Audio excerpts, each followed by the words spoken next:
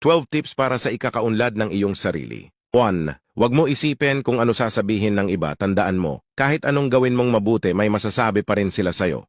2. Huwag mong i-focus ang sarili mo sa ibang tao, i-focus mo lagi ang sarili mo sa ikauunlad ng buhay mo kay Lord at sa pamilya mo. 3. Maging masaya at makontento kung anong meron ka, if bigyan ka pa ng maraming blessings, deserve mo yan. 4. Huwag laging kaawaan ang sarili, bumababa lang lalo ang confidence at moral mo, maging palaban ka lagi sa hamon ng buhay. Lagi mong tandaan na buhay ang Diyos na sinasamba mo.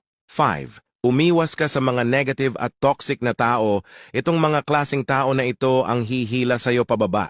6. Huwag mong ikumpara ang sarili at buhay mo sa ibang tao, kung anuman nakamit niya maging masaya ka at alam mong makakamit mo rin yan. 7. Magbigay ka ng time sa sarili mo, need mo din mag-enjoy paminsan-minsan para ma-refresh ang isip mo.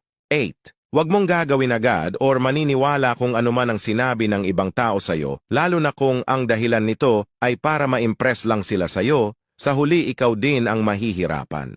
9. Gawin mo kung anong gusto mo at magpapasaya sa'yo, huwag mong intindihin kung anong sasabihin nila, basta't wala kang inaargabyadong tao. 10. Iwasan mo ang inggit at insecurity, maging humble ka lang lagi. 11. Mamuhay base sa estado ng iyong buhay, huwag mong ipilit kung hindi